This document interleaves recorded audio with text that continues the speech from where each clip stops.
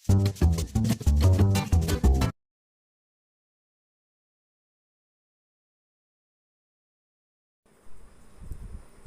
तलबा, अस्सलामु अलैकुम। आज हम शब्द योगी अव्यय यानी प्रीपोजिशन इसके बारे में मालूमात हासिल करेंगे। उर्दू में शब्द योगी अव्यय को हुर्फ़ रब्त भी कहते हैं। शब्द योगी अव्यय म्हणजे काय? एखाद्या वाक्यात नामाला किंवा सर्वनामाला जोडून येणाऱ्या शब्दांना शब्दयोगी अव्यय असे म्हणतात। जुमले में इस्म या ज़मीर से जुड़े हुए अल्फाज को शब्दयोगी अव्यय यानी प्रीपोजिशन या हुर्फ़ रब्त कहते हैं। चलिए अब इसकी मिसालें देखते हैं।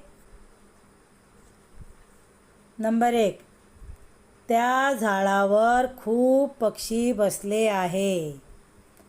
इसमें हमको क्या तलाश करना है? शब्द योगी अव्यय तलाश करना है। तो देखिए यहाँ पर कौन सा आएगा शब्द योगी अव्यय। पहले हमें जुमले में इस्म या ज़मीर को तलाश करना होगा। यहाँ पर 2 इस्म दिए हुए हैं, एक है झाड़ और दूसरा है पक्षी। लेकिन यहाँ पर पक्षी के साथ कोई लफ्ज़ जुड़ा हुआ नहीं है और झाड़ इस शब्द के साथ वर जुड़ा हुआ है, इसलिए वर ये जो है शब्द योगी अव्यय रहेगा। दूसरा देखते हैं, मी आई बरोबर बाजारात जाणार आहे।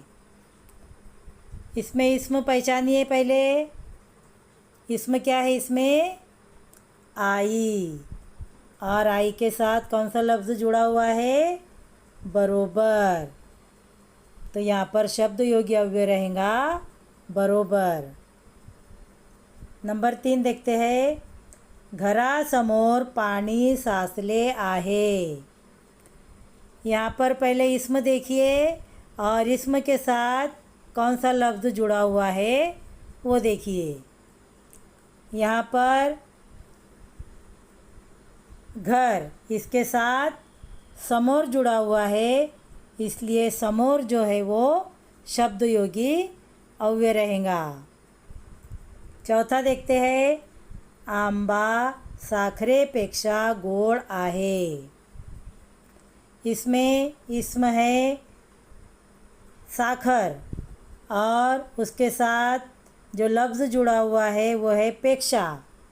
तो जो पेक्षा है वो रहेगा शब्द योगी अव्यय।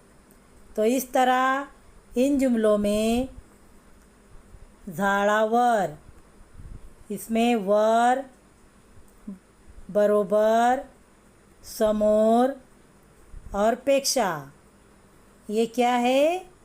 शब्द योगी अव्यय है। चलिए अगली मिसालें देखते हैं। संध्याकाळी मुले घराकडे गेली। इसमें घर इस इस्म के साथ कड़े जुड़ा हुआ है, इसलिए कड़े जो है वो शब्द योगी अव्यय रहेगा। अगला देखिए, शेतकरी झाडाखाली बसला होता। यहाँ पर झाड़ इस इस्म के साथ खाली लफ्ज़ जुड़ा हुआ है, इसलिए खाली जो है वो शब्द योगी अव्यय रहेगा। अगला देखिए, गुरुजी फळ्यावर लिहित आहे। इसमें फड़ा इस इस्म के साथ वर ये लफ्ज़ जुड़ा हुआ है, इसलिए वर जो है वो शब्द योगी अव्यय रहेगा। अगला देखिए, चंद्र ढगा मागे लपला। इस जुमले में ढग इस इस्म के साथ मागे ये लफ्ज़ जुड़ा हुआ है, इसलिए मागे शब्दयोगी अव्यय रहेगा। इस तरह इन जुमलों में कड़े, खाली, वर, मागे ये अल्फाज क्या कहलाएंगे? शब्दयोगी अव्यय कहलाएंगे।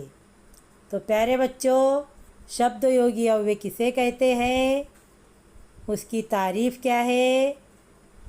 इस तरह आप उनकी तारीफ़ को याद करके जुमले में बेहतर तरीके से शब्दयोगी अव्यय पहचान सकते हैं।